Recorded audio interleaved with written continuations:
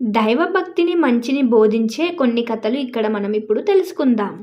అందులో మొదటి కథ ఆకలితో ఉన్న సాధువు దాతృత్వం. అనగనగా ఒక ఊరిలో ఒక సాధువు ఉండేవాడు. ఆయన చాలా జ్ఞానవంతుడు, నిస్వార్థపరుడు. ఒకరోజు ఆయనకు చాలా ఆకలి వేసింది. అప్పుడు ఆయనకు ఒక ఇల్లు కనిపించింది. ఆ ఇంటి ముందు ఒక ఆవిడ కూర్చొని ఉంది. ఆమె చాలా పేదరాలు, కానీ ఆమె మనసు చాలా మంచిది. సాధువు ఆ ఆవిడని అడిగాడు, అమ్మా, నాకు చాలా ఆకలిగా ఉంది.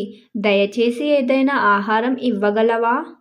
ఆ ఆవిడకు ఒక్క రొట్టె మాత్రమే ఉంది. ఆమెకి కూడా చాలా ఆకలిగా ఉంది. కానీ ఆమె సాధువుకు సహాయం చేయాలనుకుంది. ఆమె వెంటనే ఆ రొట్టెను సాధువుకు ఇచ్చింది. సాధువు ఆ రొట్టెను సంతోషంగా తీసుకొని తిన్నాడు. ఆ తర్వాత సాధువు ఆమెకు ఆశీర్వదించాడు. నీ దాతృత్వం అద్భుతమైనది. నీకు ఎప్పుడు మంచి జరుగుతుంది అని చెప్పాడు. ఆ తర్వాత రోజు నుంచి ఆవిడకు ఎప్పుడు ఆహారానికి లోటు లేదు. ఆమె పంటలు బాగా పండాయి. ఆమెకు చాలా డబ్బులు వచ్చాయి. ఆమె తన సంపాదనను పేదల కోసం ఉపయోగించింది. దేవుడు ఆమె దాతృత్వాన్ని చూసి సంతోషించాడు. రెండవ కథ కోతి దాని పిల్ల దేవుని దయ. ఒక అడవిలో ఒక కోతి తన పిల్లలతో నివసిస్తోంది. ఒకరోజు అడవిలో పెద్ద తుఫాను వచ్చింది. వర్షం చాలా జోరుగా కురుస్తుంది. చెట్లు నేల కరుగుతున్నాయి. కోతి తన పిల్లలను కాపాడుకోవడానికి ఒక పెద్ద గుహలోకి వెళ్ళింది. గుహలో చాలా చీకటి ఉంది. కోతికి చాలా భయం వేసింది. కోతి దేవుణ్ణి ప్రార్థించింది. దేవా, దయచేసి నా పిల్లను కాపాడు. నేను నిన్ను నమ్ముతున్నాను అని చెప్పింది. అప్పుడు గుహలో ఒక వెలుగు కనిపించింది. ఆ గుహ వెలుగులో ఒక దేవదూత నిలబడి ఉంది. దేవదూత కోతికి చెప్పింది, భయపడకు, నీ పిల్లకు ఏమీ కాదు. నీ ప్రార్థనలు దేవుడు విన్నాడు. తుఫాను ఆగిపోయిన తర్వాత కోతి తన పిల్లతో సురక్షితంగా బయటకు వెళ్ళిపోయింది. కోతి దేవునికి కృతజ్ఞతలు చెప్పింది. దేవుడు ఎప్పుడు తన భక్తులను కాపాడుతాడు అని కోతి నమ్మింది. మూడవ కథ స్నేహం, త్యాగం. శ్రీకృష్ణుడు, సుదామునుడు. శ్రీకృష్ణుడు, సుదాముడు చిన్ననాటి స్నేహితులు. శ్రీకృష్ణుడు రాజు అయ్యాడు. సుదాముడు చాలా పేదవాడయ్యాడు. సుదాముడి భార్య అతన్ని శ్రీకృష్ణుణ్ణి కలవమని కోరింది. బహుశా కృష్ణుడు వారికి సహాయం చేస్తాడేమోనని. సుదాముడు చాలా సంకోచించాడు. కానీ చివరికి శ్రీకృష్ణుని కలవడానికి ఒప్పుకున్నాడు. సుదాముడు శ్రీకృష్ణుణ్ణి కలవడానికి వెళ్ళినప్పుడు అతని దగ్గర కృష్ణుడికి ఇవ్వడానికి కొద్దిపాటి అటుకులు తప్ప మరేమీ లేదు. కృష్ణుడు సుదాముడిని ప్రేమగా ఆహ్వానించాడు. అతనిని తన స్నేహితుడిగా గౌరవించాడు. కృష్ణుడు సుదాముడి అటుకులను ఆనందంగా తిన్నాడు. సుదాముడు శ్రీకృష్ణుడి దగ్గర తన పేదరికం గురించి ఏమీ చెప్పలేదు. అతను తన స్నేహితుడితో గడిపిన సమయమే చాలనుకున్నాడు. సుదాముడు తిరిగి ఇంటికి వెళ్ళినప్పుడు అతని గుడిసె ఒక అందమైన భవనంగా మారిపోయింది. అతని కుటుంబం సంపన్నంగా ఉంది. సుదాముడికి అర్థమైంది. కృష్ణుడు అతని పేదరికాన్ని చూసి సహాయం చేశాడు. దేవుడు నిజమైన స్నేహాన్ని, నిస్వార్థతను ఎప్పుడూ ఆశీర్వదిస్తాడు. ఈ కథ దేవుని దయా, స్నేహం విలువను బోధిస్తుంది.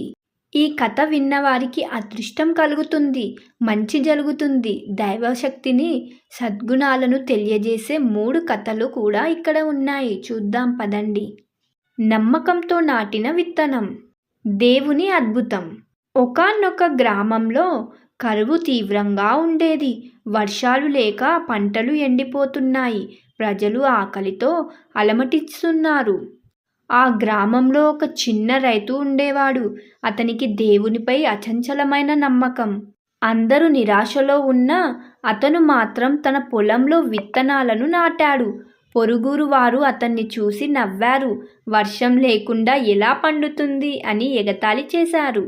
రైతు వారి మాటలను పట్టించుకోకుండా ప్రతిరోజు తన పొలానికి వెళ్ళి దేవునిని ప్రార్థించేవాడు.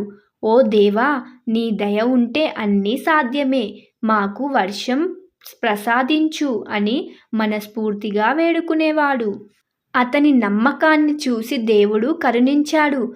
ఒకరోజు ఆకాశంలో మేఘాలు కమ్ముకున్నాయి. భారీ వర్షం కురిసింది. అందరూ ఆశ్చర్యపోయారు. రైతు నాటిన విత్తనాలు మొలకెత్తాయి. అతని పొలం పచ్చగా కలకలలాడింది. ఈ కథ మనకు నేర్పేది ఏమిటంటే, దేవునిపై నమ్మకం ఉంటే ఎంతటి కష్టాలనైనా అధిగమించవచ్చు. నమ్మకంతో చేసే ప్రతి పనిలో దైవశక్తి తోడవుతుంది. మరొక కథ. పేద బ్రాహ్మణుడికి దేవుని దీవెన. పూర్వం ఒక పేద బ్రాహ్మణుడు ఉండేవాడు. అతను ప్రతిరోజు దేవుడిని భక్తి శ్రద్ధలతో పూజించేవాడు. అతని దగ్గర తినడానికి కూడా సరిపడా ఆహారం ఉండేది కాదు. ఒకరోజు అతను చాలా ఆకలితో ఉన్నాడు. అప్పుడు అతని ఇంటికి ఒక అతిథి వచ్చాడు. ఆ అతిథి కూడా చాలా ఆకలితో ఉన్నాడు.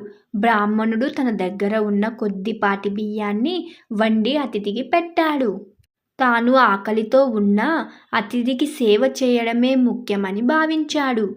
అతిథి భోజనం చేసిన తర్వాత బ్రాహ్మణుడిని దీవించాడు. నీ దాతృత్వం, నిస్వార్థం సేవ దేవుడికి చాలా నచ్చాయి. నీకు మంచి జరుగుతుంది అని చెప్పాడు.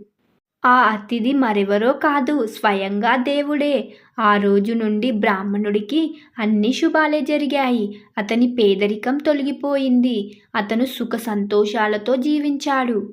ఈ కథ దాతృత్వం, నిస్వార్థ సేవ యొక్క గొప్పతనాన్ని తెలియజేస్తుంది. దేవుడు ఎప్పుడు మంచి మనసున్న వారికి అండగా ఉంటాడు. మరొక కథ. చిన్నారి ప్రార్థన, దేవుని స్పందన. ఒక గ్రామంలో ఒక చిన్నారి బాలిక ఉండేది.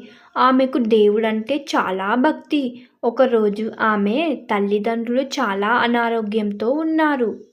వారిని చూసి బాలిక చాలా బాధపడింది. ఆమె గుడికి వెళ్ళి దేవునిని మనస్ఫూర్తిగా ప్రార్థించింది.